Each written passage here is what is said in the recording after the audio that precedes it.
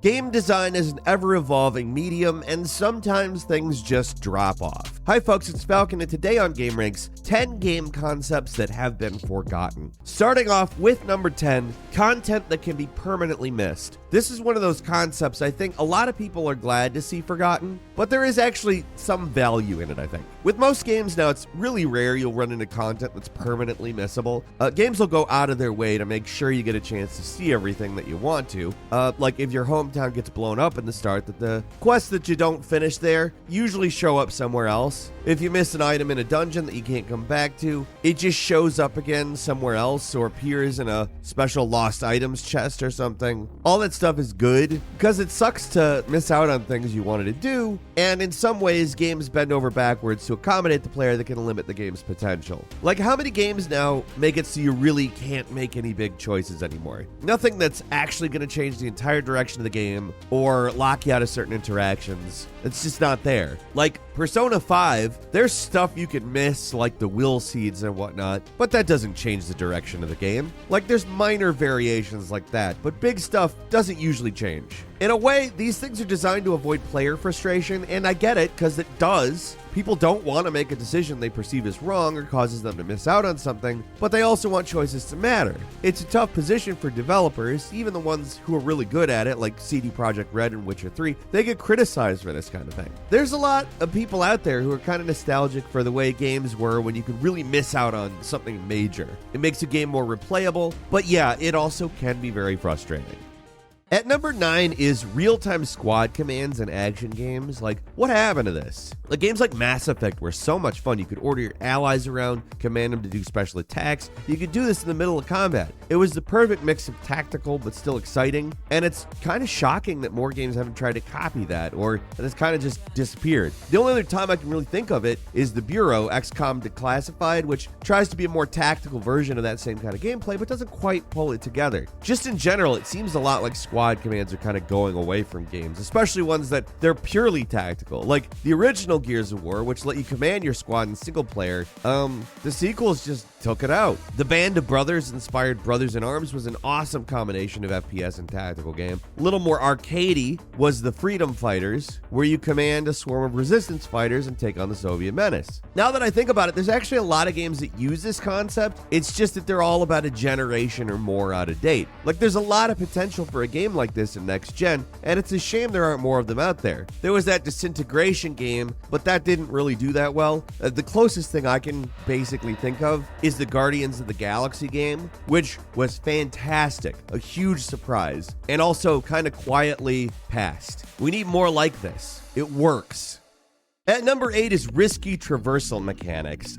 Getting around in most games these days, pretty much a breeze. Spider-Man, Batman, Assassin's Creed, hell, even any given Uncharted game. Basically, all you have to do is get around, is point yourself in the direction you want to go and go. There's no real danger to getting around, at least not from the environment itself. That part's almost completely automated for you at this point. Obviously, platforming is still alive in the 2D space and a few rare 3D games, but for the most part, if you want to get around in a big budget action game, you're not really going to have a tough time. It wasn't always the case. A lot of action games, traversal was a real challenge. And I'm talking about games like the original Tomb Raider games, Prince of Persia. They could be real nerve-wracking. Prince of Persia Reboot on the Xbox and PS2 was one of the first games to try to modernize that kind of cinematic platformer, but that doesn't mean the traversal was easy in that game. It was still a real threat in a lot of cases, and that's even keeping in mind the more player-friendly controls. That game's version of traversal kind of got lost at a certain point, and a lot of modern games could actually be improved by making their movement mechanics have some element of danger while still feeling fair.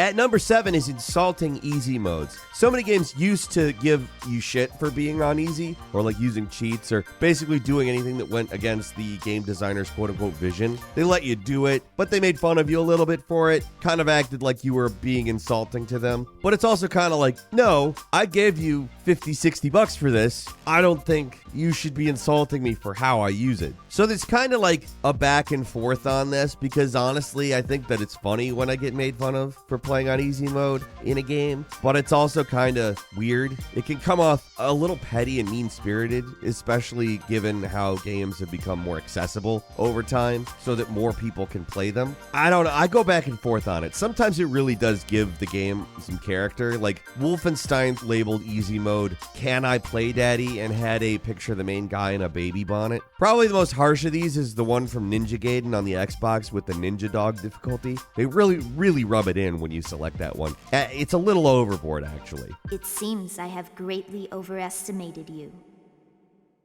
Oh well, we have no choice but to proceed. I will support you in every way that I can. Don't be overconfident.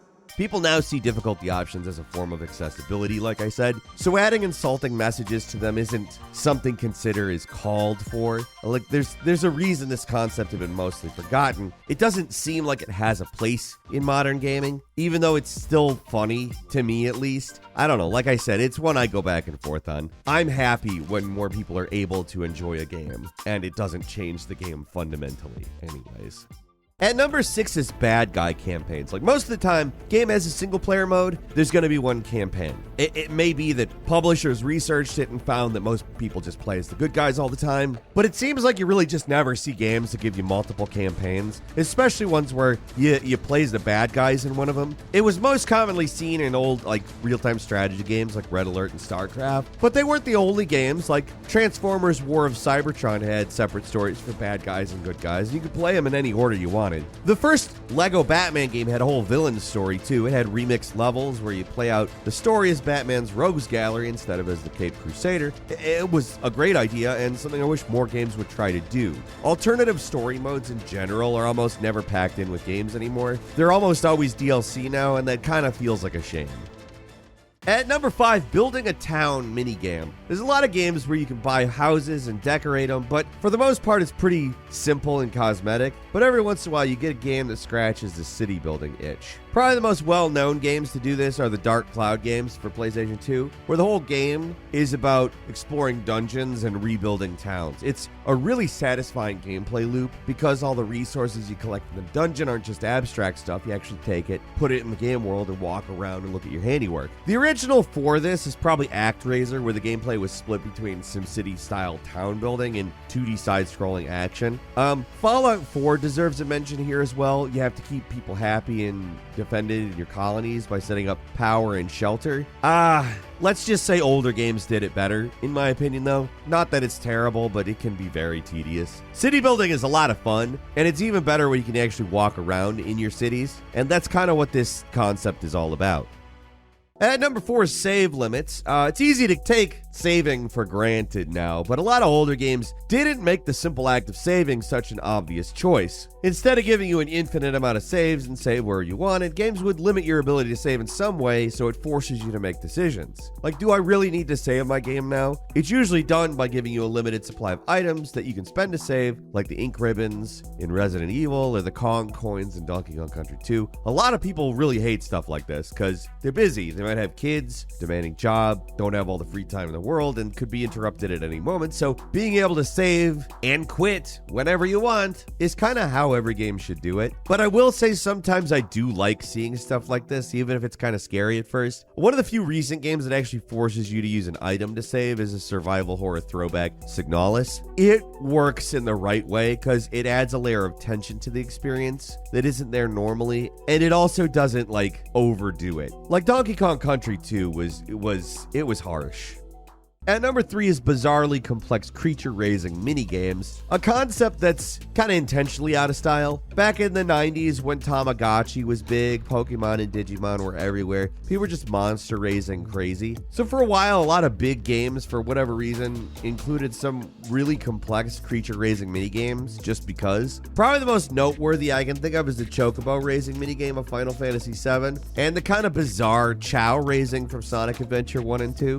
With Chocobo racing at least has served a purpose and fit into the world of Final Fantasy. The Chocobos have been there since forever, having an actual layered way of interacting with them and including a kind of cool racing minigame as well. Like, I like going back to that, but the Chao minigame, and I'm going to say this, I'm a big Sonic fan, and I know I'm going to get guffed for this because I know that the Sonic fandom is insane about Chaos, but like, it's weird. Like, who plays a Sonic game and is like, oh man, this needs a monster raising game? I want to slow down from the fastness of this Sonic the Hedgehog game to shove food down the throat of this thing that I can accidentally throw and kill, erasing whatever I put into it. It's whatever. Creature raising minigames were out of place, often very convoluted and unnecessary, but they also could be weirdly addictive. As far as creature raising games go, they're still around. I mean, we got a Monster Rancher sequel last year, but when it comes to big budget games, they tend to stick to the core gameplay rather than include a bunch of alternate stuff. And number 2 is intentionally useless allies. Like, people hate the escort mission, and I think that's been well established at this point, but that doesn't necessarily mean having to deal with a burdensome companion is always bad. Now, if you got a follower in a game, they're purposely designed to stay out of your way and not be annoying, and they mostly succeed at that, but they can potentially also make a game less interesting. Most bring up Ashley from Resident Evil 4 as a negative example, but I think having a protector actually did make certain parts of that game more interesting. Not all of the times you had to do it, but one of the best examples of a weak but interesting follower is from Aiko. The character Yorda is mostly defenseless, and it's up to you to help them. In any other game, that might seem like a pain, but in this one, the bond between the two characters is built up through the gameplay, and it really works. Now, for the most part, I'm pretty glad that most games have gotten away from forcing you to babysit a useless NPC, but there are a few situations where a good designer has made a game more interesting and engaging with a character who in any other context would be a huge pain. And at number 1 is difficulty-based objectives. Only a few games ever really attempted this concept, and it's kind of crazy. Like in GoldenEye, depending on the difficulty level, you got more or less objectives to complete any given mission. An example, on the easiest difficulty, Agent, all you have to do in the first mission is get to the end of the level. On normal, called Secret Agent, you have to take out all the alarms to get to the end. And on the hardest difficulty, 00 Agent, you have to take out the alarms, install a covert modem, intercept a data backup, and then get to the end. It completely changes the level, and it rewards players for playing through the level multiple times. Only a few games ever really had this sort of thing. There's GoldenEye, Perfect Dark, Time Splitters 2, that's about it. A few of the EA James Bond games had similar mechanics, but they were way more half-assed. And with a lot of games, playing on harder difficulties just makes the game harder by changing some damage values. These games actually made the levels more complex and interesting. I don't know why this concept was so minimally used and forgotten about. It's a fun idea that makes it really rewarding to go back and play through these games again. First run, do easy, and work up to hard. It's actually really great. Quick bonus for you, environmental destruction is a game mechanic. We've mentioned this one plenty of times in other lists, but it's a drum that we still have to hit. Why are there so few games with the kind of destruction Red Faction Guerrilla had? It feels like with next-gen consoles, this should be more possible rather than less. And Red Faction Guerrilla didn't just have it, it was a major part of how the game worked. Like, you could complete a lot of the missions by destroying a building, but rather it seems game worlds have become more static rather than more destructible. There's just so much that's been left on the table when it comes to destruction in video games. This mechanic can't peak with a game that's well over 10 years old. It's dumb. The only game that even comes close is the indie game Teardown, which is awesome. I play that game a lot, all the time, even though I'm through all the missions. I go back to it because it's so much fun to just destroy stuff. Why is there not more? And that's all for today. Leave us a comment. Let us know what you think. If you like this video, click like. If you're not subscribed, now's a great time to do so. We upload brand new videos every day of the week. Best way to see them first is, of course, a subscription, so click subscribe. Don't forget to enable all notifications, and as always, we thank you very much for watching this video. I'm Falcon. You can follow me on Twitter at Falcon the Hero, and we'll see you next time right here on Gameranx.